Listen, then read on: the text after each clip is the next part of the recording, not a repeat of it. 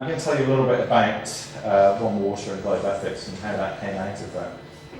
And for me, the starting point was the direction, setting down the expectations of the direction. And I actually went and dug up a business plan that I wrote in June 2004. Strangely enough, I actually wrote this in the black of this, but it's still valid today. And one of the points that it came out with, I don't know if you can read this, it says, the vision was to become a company that provides a range of products and services which bridge the gap between commercialism and altruism, and to become a global provider of these products and services. Now, when you start off writing a business plan, you don't really know where you're going to end up with it. And the terminology that existed back in June 2004, it's kind of where we are today. It's kind of where we are. But at least it was setting down a goal, setting down a vision. And in short, what that became was to launch a bottled water brand in the UK and donate all of the profits from that to clean water projects in developing countries. And it's the most simplistic way of explaining that: to give water, or to sell water, to provide water. And that very quickly became a brand of one.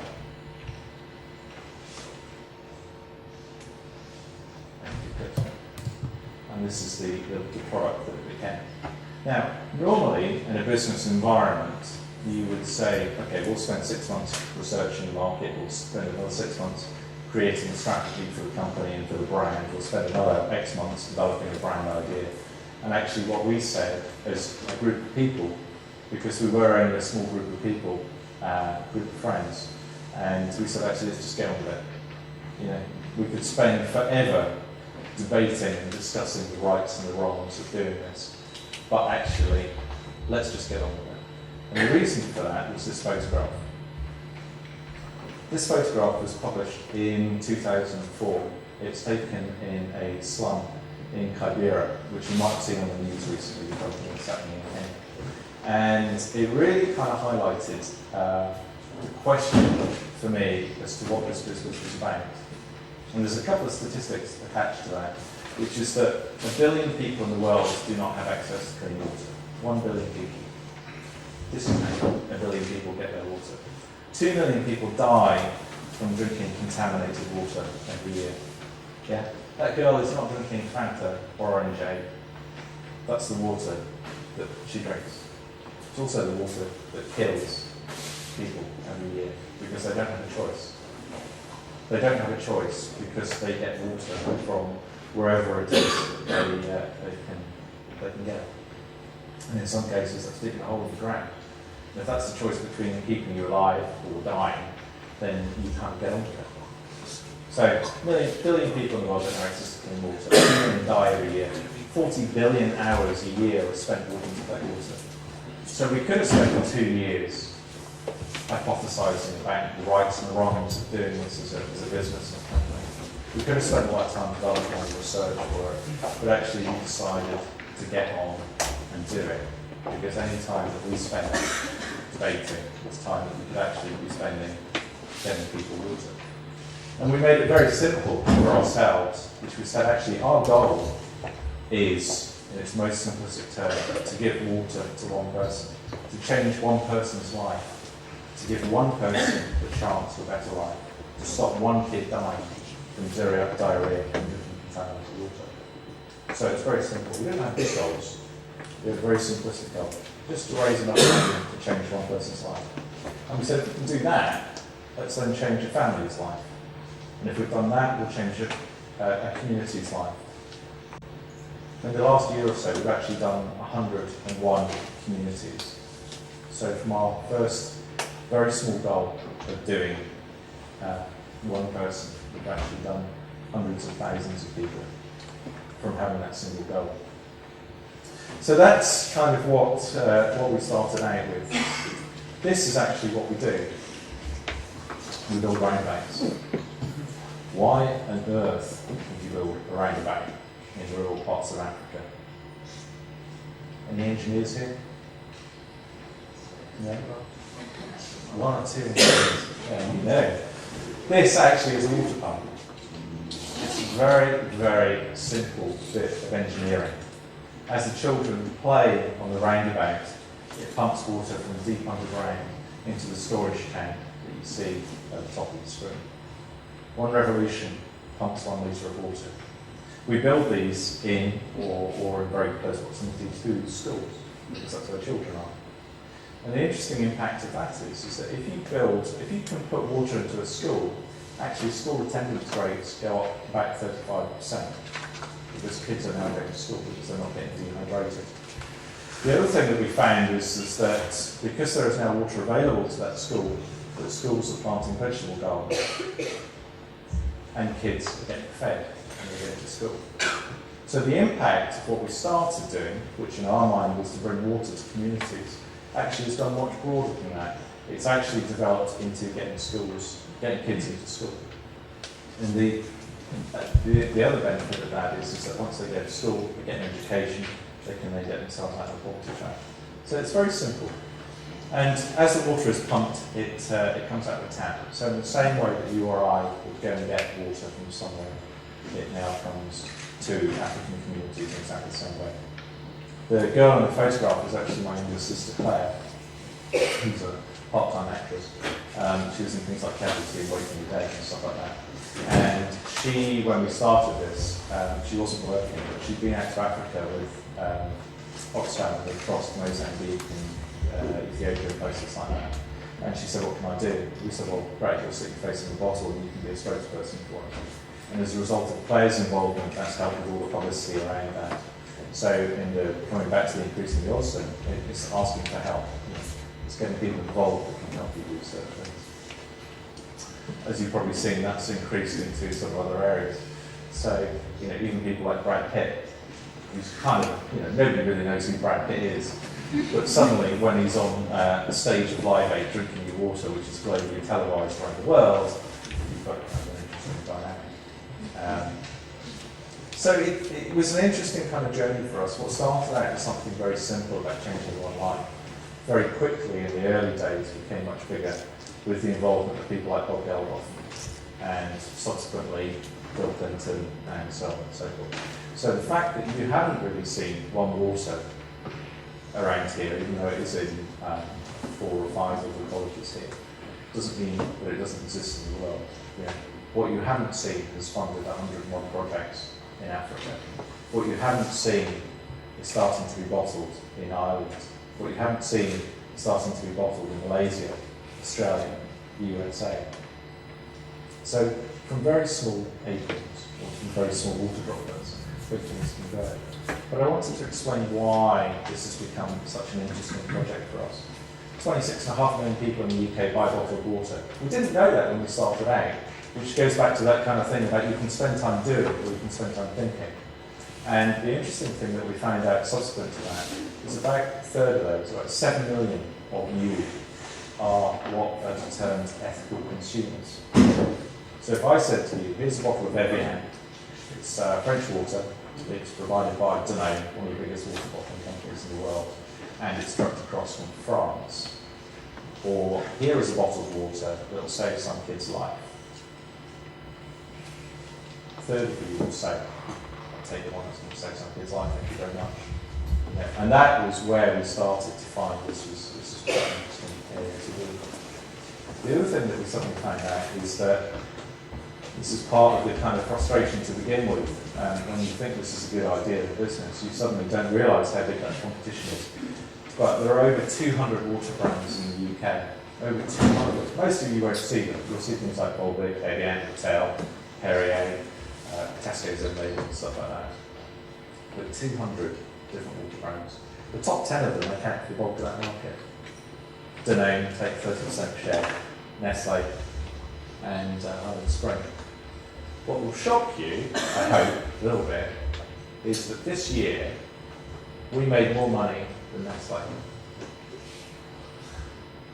We are a tiny, tiny, tiny bottled water company. Tiny.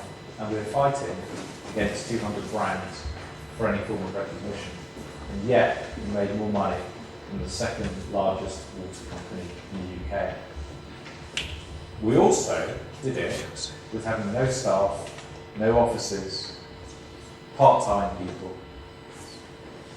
no budget, nothing.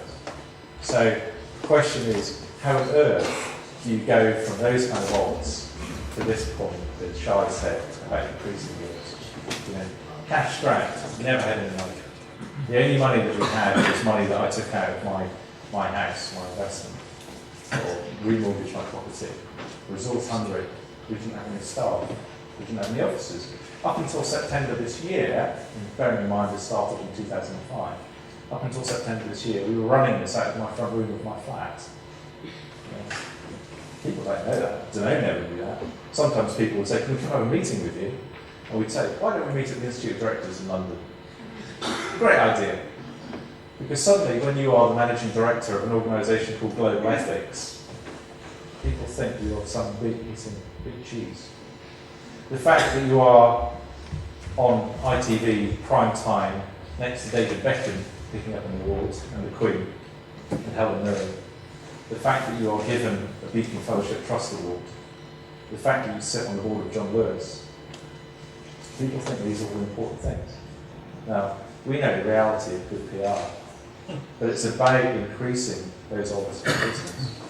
Business isn't always about what you do or say, it's about what people can see you do or say. There's a big, big difference there. Coming back to these points again, know your goal. Change one life, yeah, we've done that, tick. Yeah, actually we've done a lot more than that. What do we now want? Well, going back to that original vision that we had, we want 1% share of all bottled water markets all over the world. As I said, we're just launching into Ireland, we've got bottlers in Ireland. We're just launching into Malaysia, they're starting bottling next week, which will cover all the Asia Pacific region. We're just starting in the USA. So we're moving in that kind of goal. Oh, South Africa as well, we're starting. So we're moving in that goal. But we had to start with the first thing. You know, we had to have a brand, we had to have a bottle, we had to have a model that works. When we first started this, the World Bank came and profiled us because they couldn't believe what we were doing. They couldn't believe that businesses could operate in the way that we were doing. We didn't know whether that was good or bad. It was just what we believed. It was having that belief, you know, having that belief that we were doing the right thing, that we were going to make a business sustainable. We got approached 2 weeks ago to float on the stock market. Oh, this is nuts. You know, 2 months ago, there was a bunch of us sitting in my front room. You know, how come suddenly people have got that level of interest? Partly the reason is it's highly profitable. As I said, we made more money than the second biggest water company. Bit odd. In the USA, there's a brand of water called Ethos, which is delivered by Starbucks. It might interest you to know that Ethos Water in the USA plans to donate $10 million over 5 years to clean water projects. Good old Starbucks. $10 million over 5 years. What they don't tell you is they will make $385 million profit at the same time selling that water. Donate 10 million, keep 385. Now, I like Starbucks, but in my eyes, if you're going to do something ethical, then I don't think you should be doing it in that kind of scale. But that's why people have started to get interested in what we do. It may also interest you to know that since we started this, a whole load of bottled water companies have said, hey, we'll do this as well, this is good for business. You know, if this guy's going to make this much money, then we can do the same thing, but actually we'll pocket a load of it. Volvic, you will see from February, they're going to come out with an ethical water. Doesn't quite sit right to me somehow. You know, they are going to fund 22 water projects. That's their goal. It's called 10 for 1. So for every litre of Volvic you buy, they will deliver 10 litres of water in Africa. Interesting to know that Danone were on the phone to me a couple of weeks ago and said, can we have a conversation? Can we talk about what you're doing and what you've learned? No, you've got research departments, you can go and figure out for yourself. Yeah. Anyway, there you go. Ask for help. This, for me, it's only been a year studied social networks. Is that part of business? Okay. Can you come and work for me for a bit then? And the thing for me, social networks, is anybody on like Facebook? Yeah, Bebo, yeah, all that kind of stuff, okay. This for me is the new marketing world. Personal recommendation. It's huge. I believe it's going to be huge. 300 million people worldwide sit on Facebook and MySpace. 300 million. Can you imagine what you could do with that as a route to market? So when we started, we came up with this thing called Heroes. I don't know if you can see that. But we came up with this idea of saying, there is no way on earth that we are going to be able to launch this brand with a couple of people working part-time, sitting in my front room with no budget. Not a hope in hell. So we asked for help. We said to people, actually, you're an expert in social networks. Can you come and lend us a bit of experience? And what started to happen is that kind of grew a little bit. So it started off with 4 of us, and it grew, and it grew, and it grew, and it keeps growing. I can't remember how many pages I've got here. But the reality is that people started to go, this is something that we can be part of. We can lend you our expertise. We never asked anybody for money. All we asked them for was expertise and their time. And to give you an idea of how bizarre it is sometimes, we shot a TV ad last year, which I'm going to show you in a couple of minutes. And normally in my old business, working in the marketing and advertising environment, the ad that we shot would have probably cost us about £500,000 to do it. We did it for a couple of tapes and some chocolate because we asked for help. This year, we're just redesigning the labels, and we've gone, bollocks. The advertising's got this old brand on it, and suddenly we need to reshoot it. So I phoned a couple of people and I said, look, is there any way that we could actually change the label on this ad? And if you watch this ad, because the one I'm going to show you is an old one, if you look at it, how many times that appears on that bit of 60-second advertising, it'll give you an idea. And when I started talking to directors and things like that, they said, yeah, it's kind of, you've got to go off to Los Angeles and get LucasArts to do it because it's so high tech, do pixel by pixel. And eventually Sky TV came on board and we said, we will give you a team of our top end digital, whatever they're called, for a week to do it for you. Yeah? I just did that to Sky. Don't know. The cost of it would be absolutely astronomical. But it comes down to this thing about in the world that you go into, there is always somebody that's got more knowledge and is better placed to do it. So unconventional business, when you start out, don't be prescriptive. The things that you learn in business are always prescriptive. Think outside of that. Being an entrepreneur, or however you want to define it, is about thinking. It's about trying to solve problems most of the time. And sometimes figuring out how to break the rules. And in our case, personal rules is listing fees. 200 water brands trying to compete for shelf space in Tesco's or something like that. To give you an idea of what a listing fee is, that normally means when you go along to Mr. Tesco or something like that, you say, here's a product, can you put it on your shelf? And they'll go, yeah, we'll pay us some money and we'll put it on there. One company, who won't be mentioned because I'm being filmed, asked me for £1.5 million. Okay. That is not atypical in this business. That's not atypical. £1.5 million to put a product on shelf. And I kind of went, it's all right, thank you very much, but you're not the right people for us to be dealing with, because it would just be practically impossible to recoup that sort of money. So we said we wouldn't do that. We also said we would tell people exactly how much a bottle cost to produce, how much the overhead was, how much the marketing contribution was, and more importantly, what the donation was. Because even in this business that we operate in, there are still inherent costs. You still have to blow a bottle, you still have to put water in it, you still have to send it somewhere, you still have to advertise it in some way, shape or form. But we will tell people what that is, because it won't then give them the opportunity to say, actually, you can buy it cheaper, because I want them to know. The other interesting part of that is that we said to people, we will allow you to donate a minimum of 5 pence per bottle, but you can pay what you want for it. So I don't mind what you pay, as long as you're giving us that kind of money. And what started to happen is people paid more for the products. So instead of it being cheaper, people actually paid more.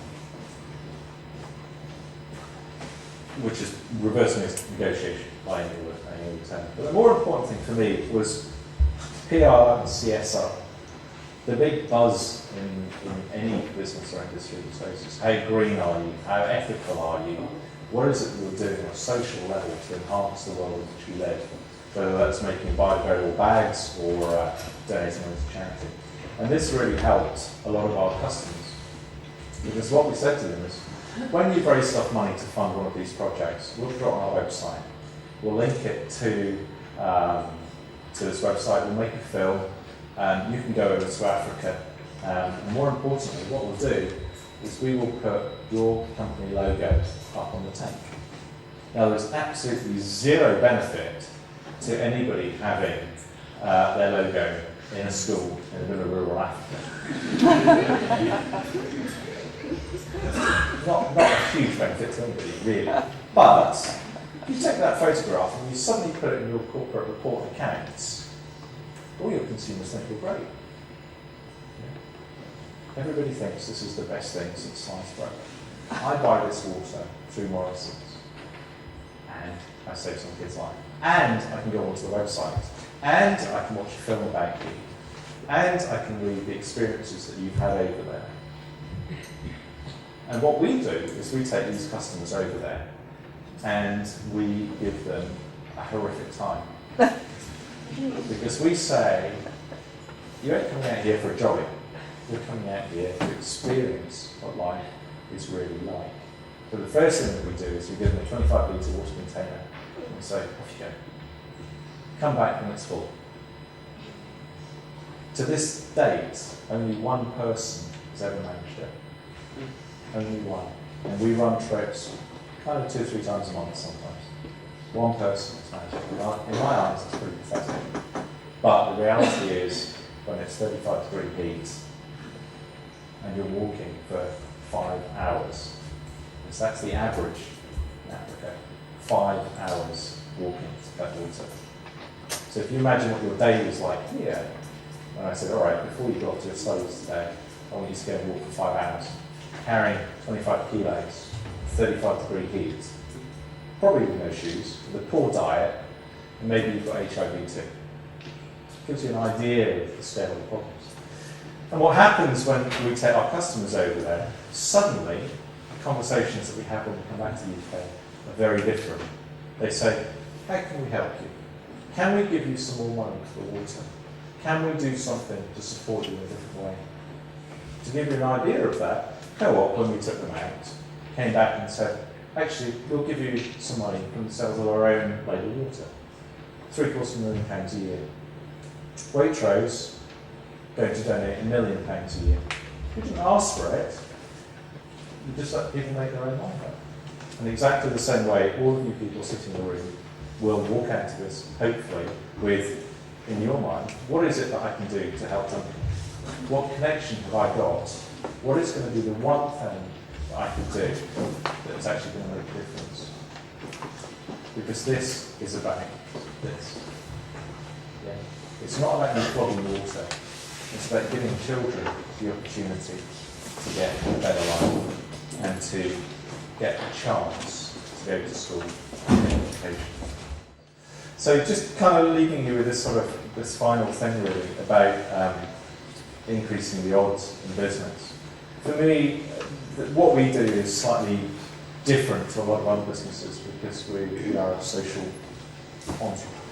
enterprise, whatever you call it, I don't know how you define that, not-for-profit company.